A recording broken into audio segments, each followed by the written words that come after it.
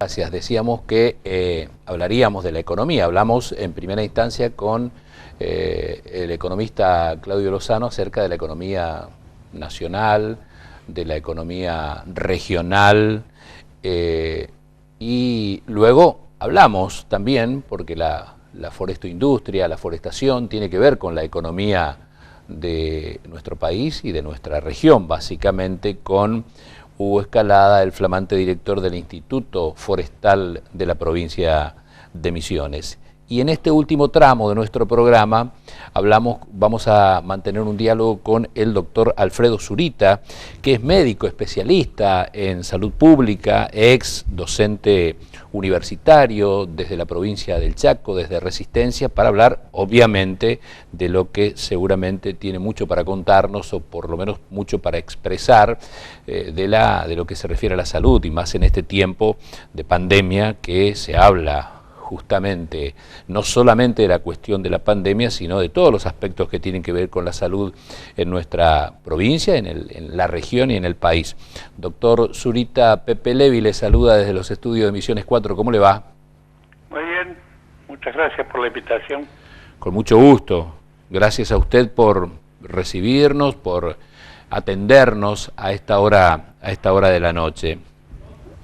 Se está hablando muchísimo de los problemas que estamos teniendo en la salud más allá de la pandemia, digamos, y seguramente también por parte de los médicos como usted, de los especialistas, de los que estudian a la salud pública también, o los que están al tanto de lo que ocurre en la salud pública. Se habla de la infraestructura de la salud pública en este tiempo, más allá, insisto, de la pandemia. ¿Con qué sistema de salud diría usted que estamos afrontando en nuestro país principalmente, y en particular en nuestra región, esta pandemia?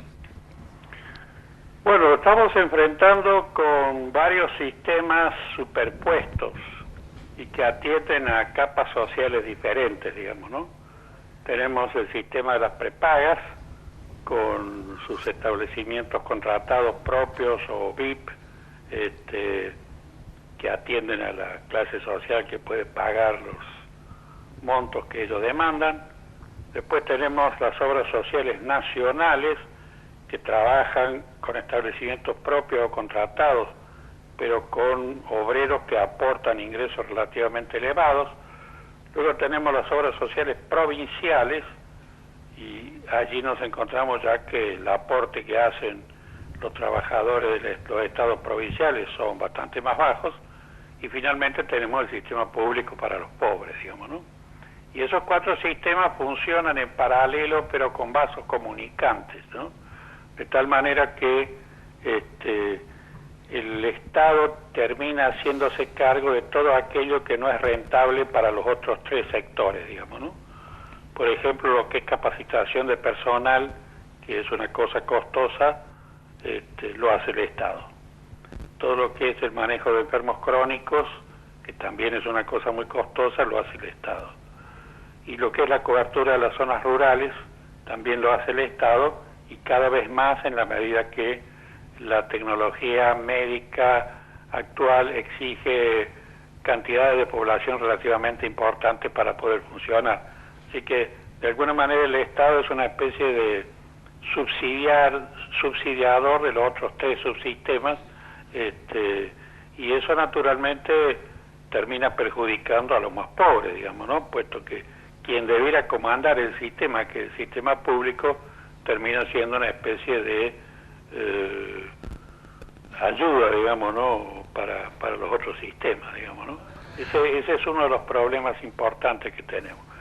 El otro problema es que la población argentina ha entrado en lo que los especialistas en este tema llaman una medicalización acelerada. Y entonces esa medicalización acelerada se trasunta en el hecho de que problemas comunes o normales que la gente estaba acostumbrada a sobrellevar, se trasladan ahora al médico. Y entonces una de esas características es el parto. El parto fue siempre una actividad considerada no estrictamente médica, salvo en caso de complicaciones.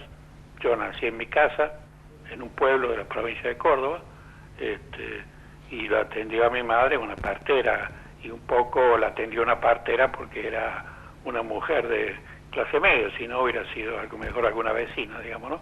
Bueno, ahora el parto se tiene que hacer en un sanatorio, se hace habitualmente por cesárea, casi siempre cuando es la mujer de clase social alta, tiene que haber un neonatólogo, digamos, ¿no es cierto? Y entonces la persona que antes moría en su casa, mi abuelo, mi abuela murieron en su casa, en su cama, ahora tiene que morir en terapia intensiva, digamos, ¿no? Entonces se crean niveles de consumo de servicios de salud que no rinden en realidad ningún beneficio para la salud, pero que la población interpreta y desea como servicios que tienen utilidad, digamos, ¿no? Y después también está el consumo de medicamentos exagerado. Argentina es uno de los países que consume más medicamentos en todo el mundo, los estudios que se han hecho, y como respuesta a otro problema que se ha venido agregando en los últimos tiempos, que es la formación acelerada de profesionales, que crea una plétora de profesionales en las ciudades, la especialización exagerada. De tal manera que en Europa uno encuentra que la mitad de los médicos son médicos generales o de familia, lo mismo en Estados Unidos, y aquí los únicos médicos generales o de familia que hay son los médicos recién recibidos, porque todos quieren ser especialistas y subespecialistas, lo cual termina encareciendo mucho más la atención, porque para atender a una persona que podría ser un médico general hacen falta 5, 6 o 7 especialistas, ¿no? Sobre equipamiento también, digamos, ¿no?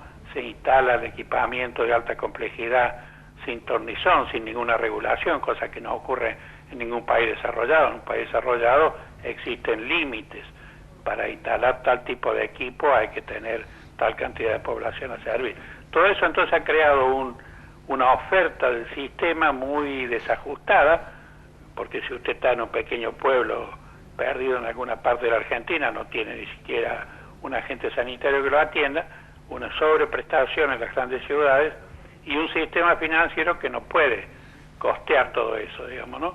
Eso está mucho más allá de las posibilidades, así que continuamente hay quejas, una población envejecida, además, la Argentina ha entrado ya en el problema de los países desarrollados, de tener una población compuesta fundamentalmente por ancianos, por la baja natalidad, y entonces cada vez hay menos gente trabajando para soportar a una cantidad creciente de ancianos. Todo eso forma entonces un problema que se va a ir agudizando progresivamente, digamos, ¿no? Si tenemos en cuenta además que el trabajo se va volviendo cada vez más informal y entonces cada vez más gente no va a tener cuando se jubile obra social y va a llegar al sector público. En fin, esos son los 4 o 5 grandes problemas que se entremezclan sin que, por ejemplo, el gobierno nacional tenga derecho a regular todo eso, porque la salud en Argentina es un privilegio, prerrogativa de las provincias. No sé si usted lo recuerda, pero en el año 2001, en la crisis del año 2001, se planteó suprimir el Ministerio Nacional de Salud Pública, porque ¿qué sentido tenía tener un ministerio del cual no dependía ningún hospital, solamente para ir a la reunión de la Organización Mundial de la Salud, y que no tiene ninguna capacidad regulatoria? No tiene la posibilidad de decirle a las provincias, hágase tal o cual cosa. Si se sanciona una ley nacional para, por ejemplo, la fertilización asistida, hay que esperar que cada provincia manifieste su voluntad mediante una adhesión a la ley nacional, aunque los legisladores de esas provincias nacionales hayan votado la ley. Lo mismo no tiene vigencia hasta que la provincia no manifiesta su voluntad. Así que todo esto forma un panorama difícil, ¿no?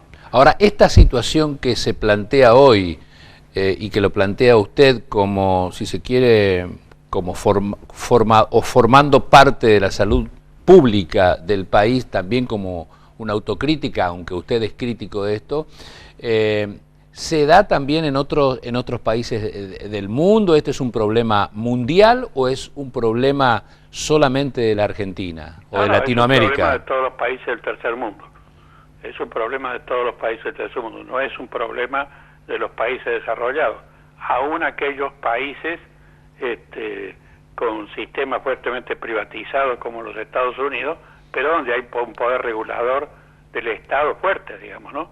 De tal manera que uno en Estados Unidos no puede alquilar una casa vieja y poner una clínica, porque va a caer el Estado y le va a exigir una cantidad de requisitos enormes para poner una clínica. Eso yo le doy siempre un ejemplo, digamos, ¿no?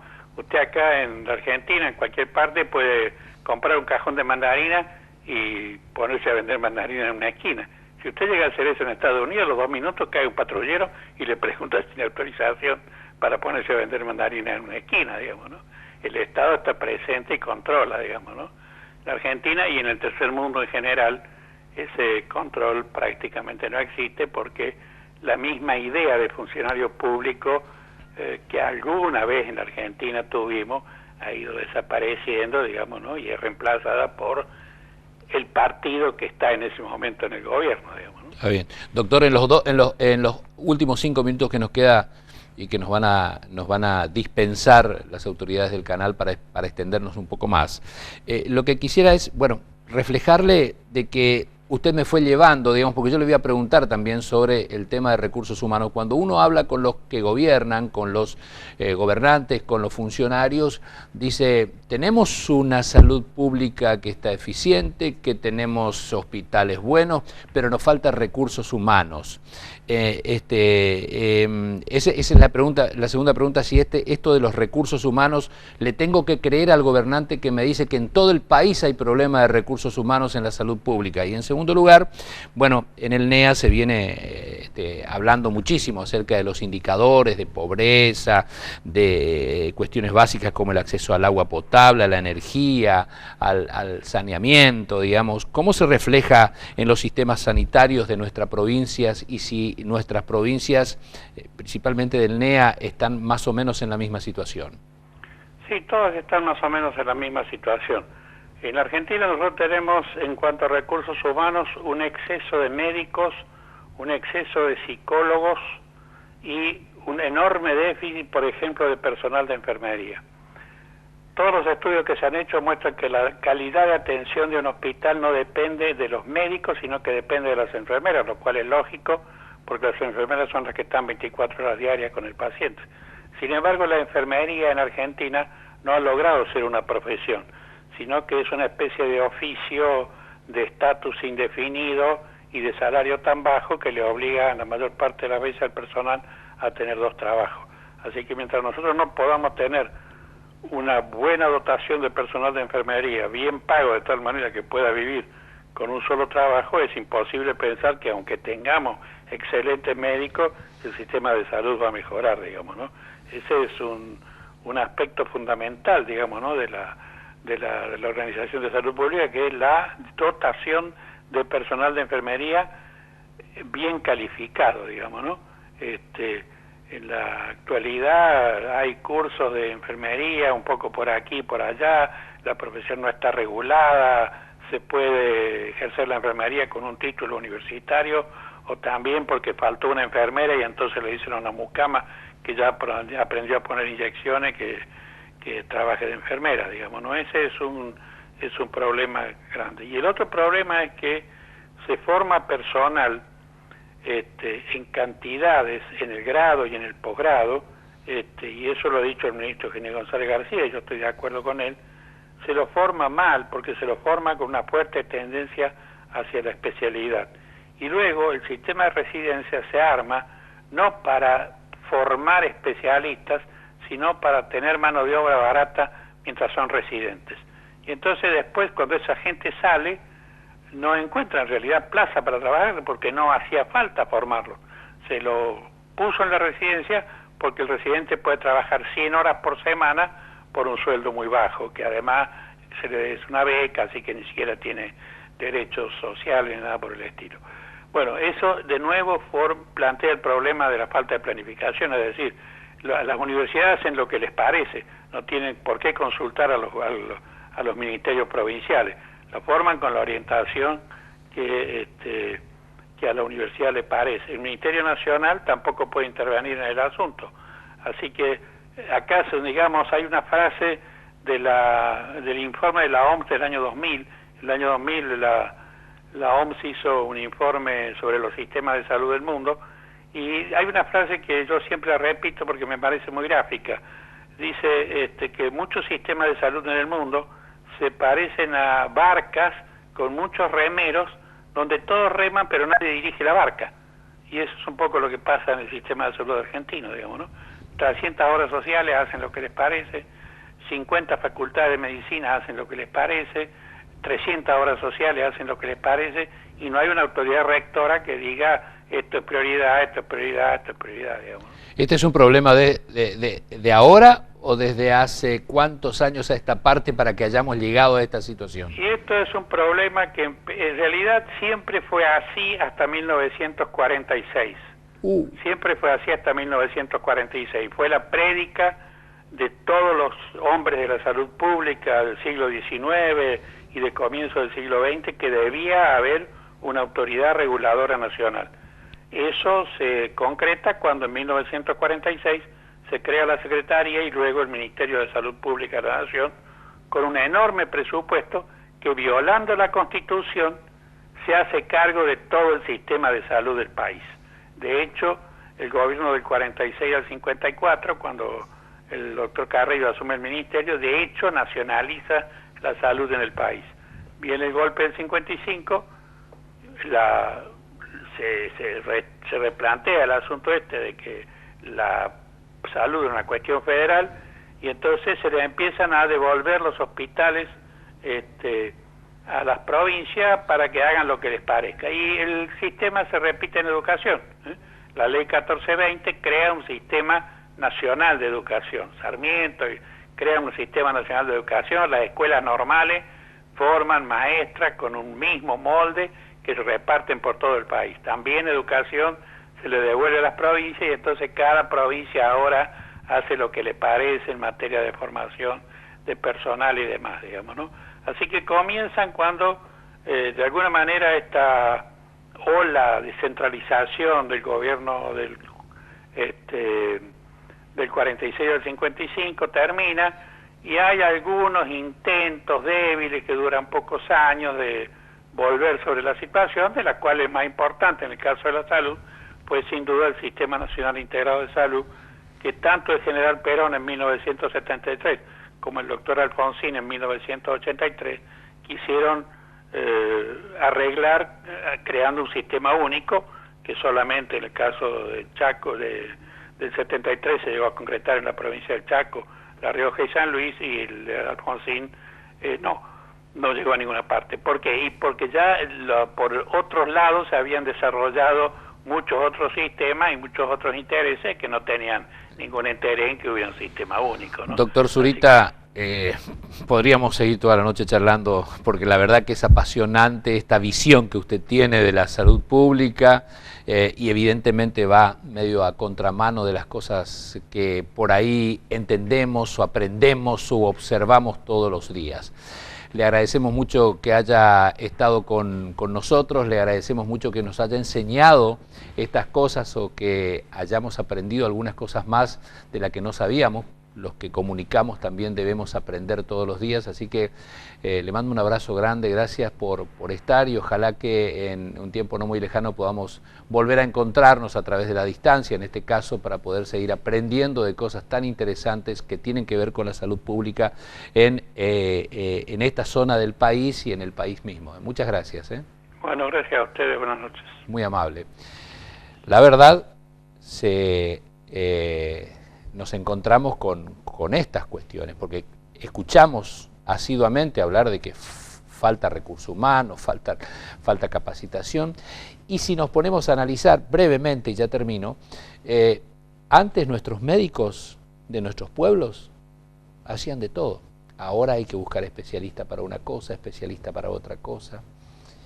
Bueno, una visión que tiene el doctor Zurita y que, bueno, seguramente muchos televidentes habrán, como nosotros, aprendido algo más. Nos vamos, nos reencontramos el próximo martes, si Dios quiere. Muchas gracias, muy buenas noches.